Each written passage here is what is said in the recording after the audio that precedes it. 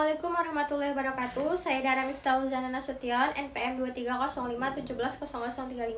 Saya dari kelas A5A Akuntansi Pagi. Di sini saya akan menjelaskan sistem pengendalian manajemen atau SPM.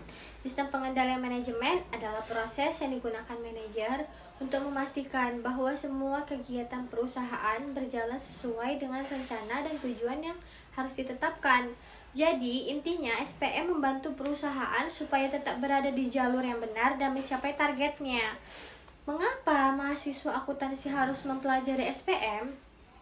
Karena mahasiswa akuntansi kita perlu belajar SPM. Pertama, kita akan sering terlibat dalam proses perencanaan atau pengendalian keuangan perusahaan. Dan yang kedua itu kita memahami bagaimana mengukur kinerja dan mencegah penyimpangan termasuk kecurangan.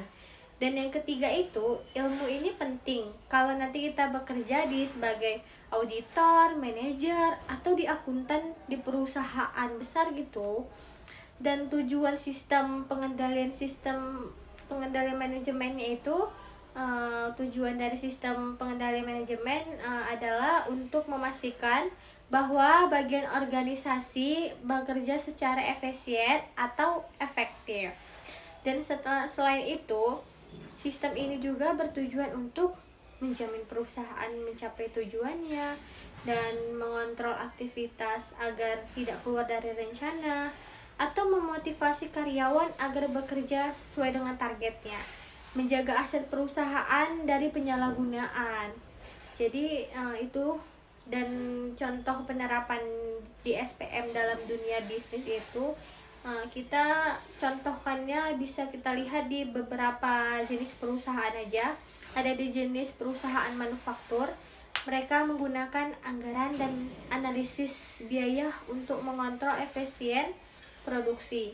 Dan di retail seperti Indomaret atau Alfamart, mereka pakai sistem kasir atau pos untuk mengawasi stok dan penjualannya. Di bank ada sistem audit internal untuk memastikan tidak ada penyimpangan. Dan di startup digital, mereka pakai KPI untuk menilai pertumbuhan penggunaan dan pendapatannya. Jadi, kesimpulannya kita bisa bahwa sistem pengendalian manajemen sangat penting untuk memastikan seluruh kegiatan organisasi berjalan dengan tujuannya.